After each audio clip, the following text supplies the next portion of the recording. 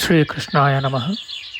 ವಸುದೇವಸುತಂ ದೇವಂ ಕಂಸಚಾಣೂರಮರ್ದನಂ ದೇವಕೀ ಪರಮಾನಂದಂ ಕೃಷ್ಣಂ ವಂದೇ ಜಗದ್ಗುರುಂ. ಬ್ರಹ್ಮಸ್ಥಾನ ಸರೋಜ ಮಧ್ಯವಿಲಸಚ್ಛೀತಾಂಶು ಪೀಠಸ್ಥಿತಂ ಸ್ಫೂರ್ಜತ್ಸೂರ್ಯರುಚಿಂ ವರಾಭಯಕರಂ ಕರ್ಪೂರಕುಂದೋಜ್ವಲಂ ಶ್ವೇತಸೃಗ್ವಸನಾನುಲೇಪನಯುತಂ ವಿದ್ಯುದ್ರುಚಾ ಕಾಂತಯ ಸಂಶ್ಲಿಷ್ಟಾರ್ಧತನುಂ ಪ್ರಸನ್ನವದನಂ ವಂದೇ ಗುರುಂ ಸಾದರಂ. ಶ್ರೀ ಗುರುಭ್ಯೋ ನಮಃ. ಲಂಬೋದರಂ ಪರಮಸುಂದರಮೇಕದಂತಂ ರಕ್ತಾಂಬರಂ ತ್ರಿನಯನಂ ಪರಮಂ ಪವಿತ್ರಂ ಉದ್ಯದ್ದಿವಾಕರಕರೋಜ್ವಲಕಾಯಕಾಂತಂ ವಿಘ್ನೇಶ್ವರಂ ಸಕಲವಿಘ್ನಹರಂ ನಮಾಮಿ. ತ್ವಾಂ ದೇವ ವಿಘ್ನದಲನೇತಿ ಚ ಸುಂದರೇತಿ ಭಕ್ತಿಪ್ರಿಯೇತಿ ಸುಖದೇತಿ ಫಲಪ್ರದೇತಿ ವಿದ್ಯಾಪ್ರದೇತ್ಯಗಹರೇತಿ ಚ ಯೇ ಸ್ತುವಂತಿ ತೇಭ್ಯೋ ಗಣೇಶವರದೋ ಭವ ನಿತ್ಯಮೇವ. ಶ್ರೀ ಮಹಾಗಣಪತಯೇ ನಮಃ. ಯಾ ಕುಂದೇಂದು ತುಷಾರಹಾರಧವಳ ಯಾ ಶುಭ್ರವಸ್ತ್ರಾವೃತ ಯಾ ವೀಣಾ ವರದಂಡಮಂಡಿತಕರ ಯಾ ಶ್ವೇತಪದ್ಮಾಸನ ಯಾ ಬ್ರಹ್ಮಾಚ್ಯುತ ಶಂಕರ ಪ್ರಭೃತಿಭಿಃ ದೇವೈಃ ಸದಾ ವಂದಿತಾ ಸಾ ಮಾಂ ಪಾತು ಸರಸ್ವತೀ ಭಗವತಿ ನಿಶ್ಶೇಷಜಾಡ್ಯಾಪಃ. ಶ್ರೀ ಸರಸ್ವತ್ಯೇ ನಮಃ. ವೇದಾರ್ಥತತ್ವವಿಶದೀಕರಣೇನ ಪುಂಸಾಂ ಉಚ್ಚೈರ್ಗತಿಂ ಜಗತಿ ಯೋ ದಯಾಯ ವಿಧಾತುಂ ರಮ್ಯಾಂ ಪುರಾಣಪದವೀಂ ಪ್ರಣಿನಾಯ ತಸ್ಮೈ ಲೋಕೇಶವೈಭವಪುಷೇ ಋಷಯೇ ನಮಸ್ತಾತ್. ತಸ್ಮೈ ವ್ಯಾಸಾಯ ಮುನಯೇ ಸರ್ವಜ್ಞಾಯ ಮಹರ್ಷಯೇ ಪರಾಶರ್ಯಾಯ ಶಾಂತಾಯ ನಮೋ ನಾರಾಯಣಾತ್ಮನೆ. ಶ್ರೀ ವ್ಯಾಸಾಯ ನಮಃ. ನಾರಾಯಣಂ ನಮಸ್ಕೃತ್ಯ ನರಂ ಚೈವ ನರೋತ್ತಮಂ ದೇವೀಂ ಸರಸ್ವತೀಂ ವ್ಯಾಸಂ ತತೋ ಜಯಮುದೀರಯೇತ್. ಕನಕರುಚಿದುಕೂಲಃ ಕುಂಡಲೋಲ್ಲಾಸಿಗಲ್ಲಃ ಶಮಿತಭುವನಭಾರಃ ಕೋಪಿ ಲೀಲಾವತಾರಃ ತ್ರಿಭುವನಸುಖಕಾರಿ ಶೇಷಶಾಯೀ ಮುಕುಂದೋ ಪರಿಕಲಿತರಮಾಂಗೋ ಮಂಗಲಂ ನಸ್ತನೋತು. ನಮಾಮಿ ಗೋವಿಂದ ಪದಾರವಿಂದಂ ಸದೇಂದಿರಾನಂದನಮುತ್ತಮಾಡ್ಯಂ ಜಗಜ್ಜನಾನಾಂ ಹೃದಯ ಸನ್ನಿವಿಷ್ಟಂ ಮಹಾಜನೈಕಾಯನಮುತ್ತಮೋತ್ತಮಂ. ನಮಸ್ತೆ ಚಕ್ರಹಸ್ತಾಯ ಶಾರ್ङ्ಗಹಸ್ತಾಯ ತೇ ನಮಃ. ನಂದಹಸ್ತಾಯ ತೇ ವಿಷ್ಣೋ ಶಂಖಹಸ್ತಾಯ ತೇ ನಮಃ. ಓಂ ನಮೋ ವಾಸುದೇವಾಯ ನಮಃ ಸಂಕರ್ಷಣಾಯ ಚ ಪ್ರದ್ಯುಮ್ನಾಯ ನಮಸ್ತುಭ್ಯಂ ಅನಿರುದ್ಧಾಯ ತೇ ನಮಃ. ಪಾತಾಲಾದುತ್ಪತಿಷ್ಣೋರ್ಮಕರವಸತಯೋ ಯಸ್ಯ ಪುಚ್ಛಾಭಿಘಾತ ದೂರ್ಧ್ವಂ ಬ್ರಹ್ಮಾಂಡಖಂಡ ವ್ಯತಿಕರವಿಹಿತ ವ್ಯತ್ಯಯೇ ನಾಪತಂತಿ.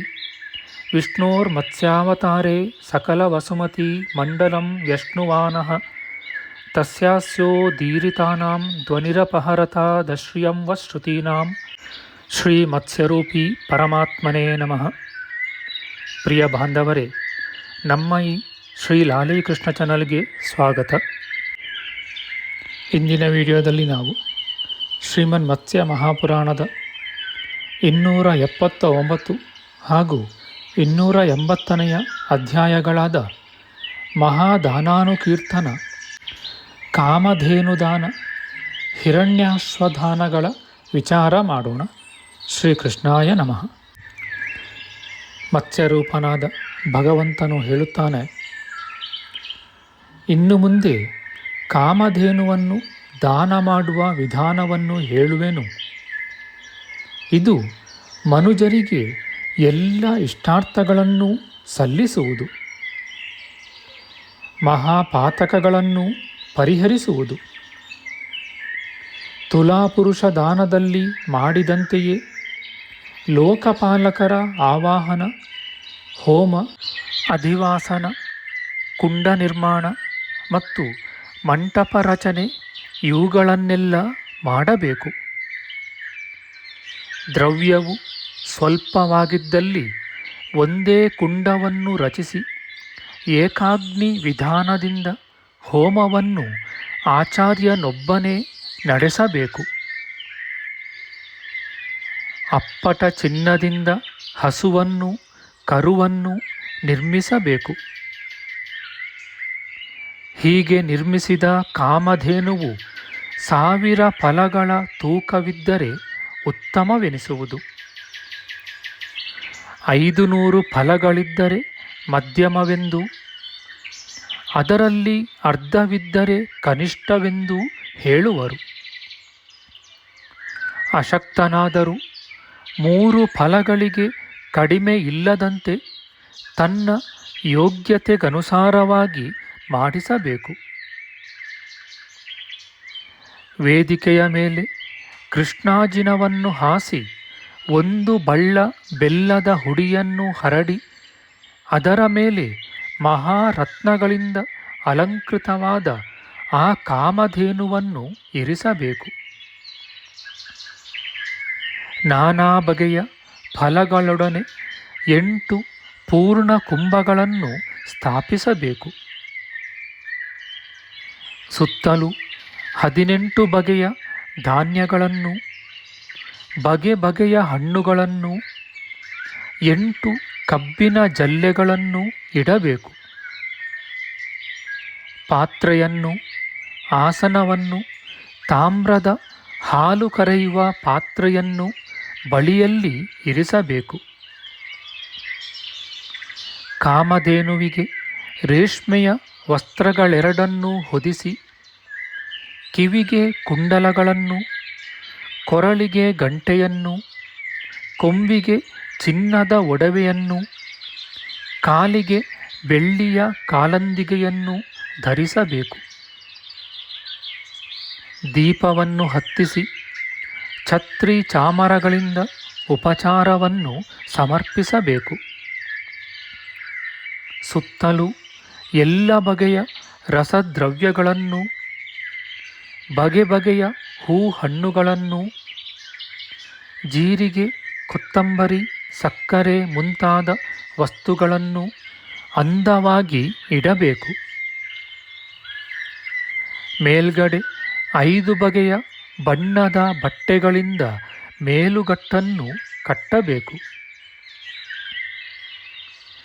ಮಂಗಳ ವಾದ್ಯಗಳು, ವೇದಘೋಷವೂ ಆಗುತ್ತಿರಲು ಯಜಮಾನನು ಮಂತ್ರೋದಕದಿಂದ ಸ್ನಾನ ಮಾಡಿ ಕೈಗಳಲ್ಲಿ ಹೂವನ್ನು ತುಂಬಿಕೊಂಡು ಕಾಮಧೇನುವನ್ನು ಪ್ರದಕ್ಷಿಣ ಮಾಡಿ ಗುರುವು ಹೇಳಿದ ಮಂತ್ರಗಳನ್ನು ಉಚ್ಚರಿಸುತ್ತಾ ಅದನ್ನು ಪ್ರಾರ್ಥಿಸಿ ಕೈಗಳಲ್ಲಿ ದರ್ಭೆಯ ಪವಿತ್ರವು ಶೋಭಿಸುತ್ತಿರಲು ಬ್ರಾಹ್ಮಣನಿಗೆ ಅದನ್ನು ದಾನ ಮಾಡಬೇಕು.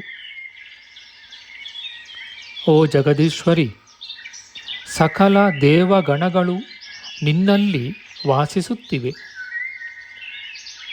ನೀನು ಗಂಗಾ ನದಿ, ಸಾಗರಗಳು ಮತ್ತು ಪರ್ವತಗಳು ಇವುಗಳ ಅಂಗವಾಗಿರುವೆ. ನಿನ್ನ ದಾನವೆಂಬ ಶಸ್ತ್ರದಿಂದ ನನ್ನ ಪಾಪ ರಾಶಿಯೆಲ್ಲ ನುಚ್ಚು ನೂರಾಗಿದೆ. ಅಪರಿಮಿತವಾದ ಆನಂದವು ನನಗೆ ಉಂಟಾಗಿದೆ. ದೇವಿ, ನಿನಗೆ ನಮಸ್ಕಾರ. ಲೋಕದಲ್ಲಿ ಮನುಜರು ಬಯಸುವ ಕೋರಿಕೆಗಳನ್ನೆಲ್ಲ ನೀನು ಈಡೇರಿಸುವೆ. ನಿನ್ನನ್ನು ಮೊರೆ ಹೊಕ್ಕವನಿಗೆ ಸಂಸಾರದ ದುಃಖವೆಂದರೇನು? ನಮ್ಮ ಭವಭೀತಿಯನ್ನು ಪರಿಹರಿಸಲು ಯತ್ನಿಸು. ದೇವತೆಗಳು ನಿನ್ನನ್ನು ಕಾಮಧೇನು ಎಂದರೆ ಇಷ್ಟಾರ್ಥಗಳನ್ನು ನೆರವೇರಿಸುವವಳು ಎಂದೇ ವರ್ಣಿಸುತ್ತಾರೆ. ಹೀಗೆ ಪ್ರಾರ್ಥಿಸಿದ ಬಳಿಕ ಶೀಲ, ಕುಲ, ರೂಪ ಮತ್ತು ಗುಣಗಳಲ್ಲಿ ಶ್ರೇಷ್ಠನಾದ ಬ್ರಾಹ್ಮಣನಿಗೆ ಆ ಸುವರ್ಣ ಕಾಮಧೇನುವನ್ನು ಕೊಡಬೇಕು. ಈ ದಾನ ಮಾಡಿದವನು ದೇವತಾ ಸ್ತ್ರೀಯರಿಂದ ಪರಿವೃತನಾಗಿ ಇಂದ್ರಾದಿ ದೇವತೆಗಳಿಂದ ಪೂಜೆಯನ್ನು ಸ್ವೀಕರಿಸುವ ಪರಮೇಶ್ವರನ ಸಾನ್ನಿಧ್ಯವನ್ನೈದುವನು. ಇತಿ ಶ್ರೀ ಮಾತ್ಸ್ಯೆ ಮಹಾಪುರಾಣೆ ಮಹಾದಾನಾನುಕೀರ್ತನೆ ಹಿರಣ್ಯ ಕಾಮಧೇನು ಪ್ರಧಾನ ವಿಧಿರ್ನಾಮ 89 ದ್ವಿಶತತಮೋಧ್ಯಾಯ. ಶ್ರೀಕೃಷ್ಣಾರ್ಪಣಮಸ್ತು.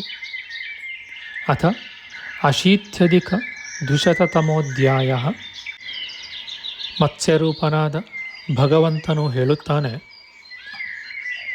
ಇನ್ನು ಮುಂದೆ ಚಿನ್ನದ ಕುದುರೆಯನ್ನು ದಾನ ಮಾಡುವ ವಿಧಾನವನ್ನು ಹೇಳುವೆನು. ಇದರಿಂದ ಲೋಕದಲ್ಲಿ ಅನಂತವಾದ ಪುಣ್ಯ ಫಲವು ಪ್ರಾಪ್ತವಾಗುತ್ತದೆ. ಪುಣ್ಯ ದಿನವನ್ನು ನೋಡಿ ಬ್ರಾಹ್ಮಣರ ಅನುಗ್ರಹವನ್ನು ಪಡೆದು ತುಲಾಪುರುಷ ದಾನದ ವಿಧಿಯಂತೆಯೇ ಲೋಕಪಾಲಕರ ಆವಾಹನವನ್ನು ಮಾಡಬೇಕು. ಋತ್ವಿಕ್ಕುಗಳನ್ನು ವರಿಸಿ ಮಂಟಪವನ್ನು ಶಾಸ್ತ್ರೋಕ್ತವಾಗಿ ನಿರ್ಮಿಸಿ ಸಾಮಗ್ರಿಗಳನ್ನು ಸಿದ್ಧಗೊಳಿಸಿ ವಸ್ತ್ರಭೂಷಣಾದಿಗಳನ್ನು ಸಜ್ಜುಗೊಳಿಸಬೇಕು. ದ್ರವ್ಯವು ಸ್ವಲ್ಪವಾಗಿದ್ದಲ್ಲಿ ಈ ಸುವರ್ಣಾಶ್ವದಾನವೆಂಬ ಯಜ್ಞವನ್ನು ಏಕಾಗ್ನಿ ವಿಧಾನದಿಂದ ನಡೆಸಬೇಕು. ವೇದಿಕೆಯ ನಡುವೆ ಕೃಷ್ಣಾಜಿನದ ಮೇಲೆ ಎಳ್ಳನ್ನು ಹರಡಿ ಅದರ ಮೇಲೆ ಚಿನ್ನದಿಂದ ಮಾಡಿದ ಕುದುರೆಯ ಪ್ರತಿಮೆಯನ್ನು ರೇಷ್ಮೆಯ ವಸ್ತ್ರದಲ್ಲಿ ಸುತ್ತಿ ಇರಿಸಬೇಕು. ತನ್ನ ಯೋಗ್ಯತಾನುಸಾರವಾಗಿ ಪ್ರತಿಮೆಯನ್ನು 3 ಫಲಗಳಿಂದ ಹಿಡಿದು 1000 ಫಲಗಳವರೆಗೆ ಮಾಡಬಹುದು. ಪಾದುಕೆ, ಪಾದರಕ್ಷೆ, ಛತ್ರಿ, ಚಾಮರ, ಆಸನ, ಪಾತ್ರೆ ಮುಂತಾದ ಉಪಚಾರದ ಸಾಮಗ್ರಿಗಳನ್ನು ಜೊತೆಯಲ್ಲಿ ಇರಿಸಬೇಕು. ಕಬ್ಬು, ಹೂ, ಹಣ್ಣುಗಳೊಡನೆ ಕೂಡಿದ 8 ಪೂರ್ಣ ಕುಂಭಗಳನ್ನು ಸ್ಥಾಪಿಸಬೇಕು. ಸಕಲೋಪಕರಣ ಸಹಿತವಾಗಿ ಹಾಸಿಗೆಯನ್ನು ಸಿದ್ಧಪಡಿಸಿ ಸೂರ್ಯನ ಸುವರ್ಣ ಪ್ರತಿಮೆಯನ್ನು ಅದರಲ್ಲಿ ಇರಿಸಬೇಕು. ಬಳಿಕ ವೇದ ಪಾರಂಗತರಾದ ದ್ವಿಜೋತ್ತಮರು ಸಕಲ ವಿಧವಾದ ವನಸ್ಪತಿಗಳಿಂದ ಪರಿಶುದ್ಧವಾದ ಮಂತ್ರೋದಕದಲ್ಲಿ ಯಜಮಾನನಿಗೆ ಸ್ನಾನ ಮಾಡಿಸುವರು. ಆತನು ಬೊಗಸೆಯಲ್ಲಿ ಹೂಗಳನ್ನು ತುಂಬಿಕೊಂಡು ಈ ಮುಂದಿನ ಮಂತ್ರವನ್ನು ಹೇಳುವನು. ವೇದಗಳನ್ನು ತರುವುದಕ್ಕೋಸ್ಕರ ಅಕ್ಕರೆಯಿಂದ ಹಯಗ್ರೀವಾವತಾರವನ್ನು ಮಾಡಿದ ಓ ದೇವಾದಿದೇವ, ಈ ಸಂಸಾರ ಸಾಗರದಿಂದ ನನ್ನನ್ನು ಪಾರು ಮಾಡು.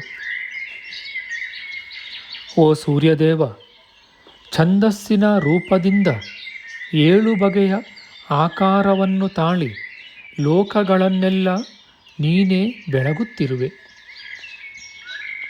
ಎಲೈ ಸನಾತನ, ನನ್ನನ್ನು ಸಲಹು. ಹೀಗೆ ಮಂತ್ರವನ್ನು ಹೇಳಿ ಪ್ರಾರ್ಥಿಸಿ ಆ ಚಿನ್ನದ ಕುದುರೆಯನ್ನು ಆಚಾರ್ಯನಿಗೆ ಒಪ್ಪಿಸಬೇಕು.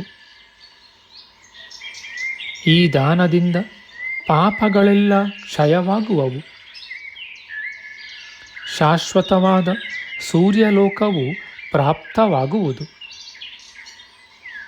ಋತ್ವಿಜರೆಲ್ಲರಿಗೂ ಗೋದಾನವನ್ನು ವಿಶೇಷವಾದ ವೈಭವದಿಂದ ಕೊಟ್ಟು ಸತ್ಕರಿಸಬೇಕು. ಸಕಲ ಧಾನ್ಯಗಳನ್ನು ಉಪಕರಣಗಳನ್ನು ಆಚಾರ್ಯನಿಗೆ ಒಪ್ಪಿಸಬೇಕು.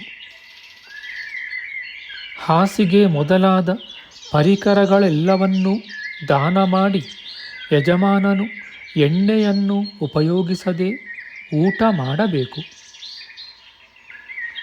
ಭೋಜನಾನಂತರ ಪುರಾಣ ಶ್ರವಣವನ್ನು ಮಾಡಬೇಕು. ರಾಜ, ಪುಣ್ಯ ದಿವಸದಲ್ಲಿ ಈ ಸುವರ್ಣಾಶ್ವದಾನವನ್ನು ಯಾವನು ಮಾಡುತ್ತಾನೋ ಅವನು ಸಕಲ ಪಾಪ ಮುಕ್ತನಾಗುವನು.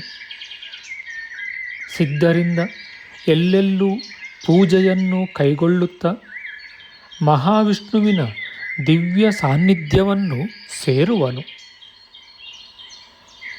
ಈ ಸುವರ್ಣಾಶ್ವದಾನ ವಿಧಾನವನ್ನು ಯಾವನು ಪಾರಾಯಣ ಮಾಡುತ್ತಾನೋ ಅವನ ಪಾಪಗಳೆಲ್ಲ ದೂರವಾಗುವವು.